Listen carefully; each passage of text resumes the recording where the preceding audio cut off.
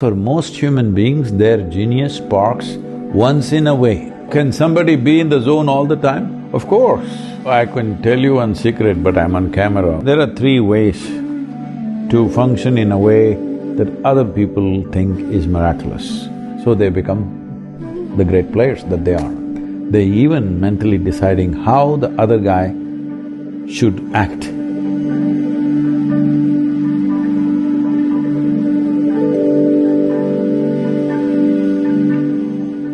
When I've felt a real sense of joy, where there's been I guess a slight switch in my experience, or at least a different kind of experience, has been what sports people might call being in the zone. In the zone, of course, yeah. And maybe an overused expression, but at least there's an experience there where momentarily you feel a little bit as though your influence is reaching further out than your small space. See, you may be in the zone and throw this… what do you call that one? Which one's that? The pear. The rugby ball, yeah. It's not a ball. Yeah, it's a ball. Yeah. But it's not round. No, it's still a ball. Still a ball, yeah. Okay, when you in the zone and you threw it perfectly well, and I am on the other side with soap on my hands or butter on my hands and it just went off. Zone doesn't work, isn't it? Huh? You may be in the perfect zone, but it's a team sport. Everybody's got to be in the zone. There might have been situations where everybody were boom at one moment, all right? So why is it it's happening only once in a way? Because for most human beings, their genius sparks once in a way. Suppose the sun, which is the living source of energy for all of us, no, it's the only source of energy for this planet. If the sun came up once in a way, not every day, what would be life? Right now, that is what it is even with the individual. Every day, maybe the English won't agree with me, every day the sun doesn't come up for them, but it's coming up. It may be shrouded by the cloud, but it is coming up all the time. I'm saying everything that's life process here. Let's say, like your zone, if your heart beat once in a way, what would happen to you? Yeah, it wouldn't last long. Yes. So, this once in a way you're in the zone is something that must go. Oh, can somebody be in the zone all the time? Of course. You must be in the zone you want to be. Because when it comes to physical performance in the world, there are many factors. Okay, there are many factors which all of it may not even be in your perception. But when it comes to inner nature, being in the zone must be every moment of your life, isn't it? Absolutely, yeah. Because there's only one ingredient, just you.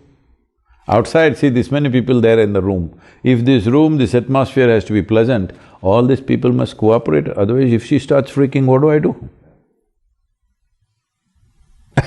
We can manage her, but still the atmosphere in the room will go. But my inner atmosphere, there's only one person. Is that person willing, I'm asking? Is a willing person or unwilling person? You must make him willing, that's all it is. Because the only and only thing that you have is life, and how wonderful you keep it within you is all you can do. Rest of it in the world, we do something. It's really interesting because my position specifically, there'll be moments where it's absolute chaos and you're performing the most difficult, challenging skills with all kinds of interfering factors coming in from opposition teams to everything, and you do it effortlessly in a flowing, beautiful way. And then the referee blows his whistle and says, right, now you have a penalty, which involves me having to kick a ball through the post in a kind of golf fashion. I would go from being that genius kind of version of myself to suddenly to something I'd practiced so many times and felt like I knew so well, and yet I'd moved from chaos and all kinds of complexity externally to simplicity externally and make it so complex. Because suddenly from that moment you go from a clarity, like you said, a simplicity, to an absolute complexity internally, whereby it's suddenly about what will people think if I miss this, what if I heaven forbid I let my team down, etc., etc. If you think what people will think, the ball will go into the people only. Yeah, yeah, it's true. Very true. Yeah. So I can tell you one secret, but I'm on camera, what to do. I'll tell you anyway. Please. But the opposition may also learn this. That's okay. We'll work that out when we come to it. When you want to kick that dead ball, what you do is, you exhale with your mouth open and use this as a way approximately 17 to 20 inches, somewhere there, you focus your eyes there, that empty space, okay? You can do this 3 times. There is something else which is called as Akash, which gets activated because of this. In this, you are naturally in the zone. See, there are 3 ways to function in a way that other people think is miraculous. One thing is to become all body, that you don't have a mind at all, just all body. Like, I don't know, I shouldn't use names probably. There are some great players in soccer where you see them, you can see they don't have a mind, they're just all body. And they'll do miraculous things that nobody ever thought they could do at that moment when they're like that. And they're getting into that zone more often than others, so they become the great players that they are. Another way is a very powerful mind which visualizes and creates what it wants. That's another way to be there, which is powerful, but I don't know how many people have the necessary discipline and focus to do that. A few do that. Some people who build the game have this thing. They even mentally deciding how the other guy should act. Many times you've seen this in rare moments, particularly in soccer and also in cricket game.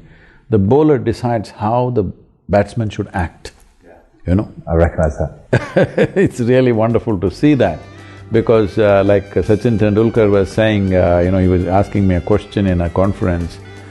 He says, Sadhguru, like before, like right now there's the last ball of the game and I need to score a century or something important need to happen.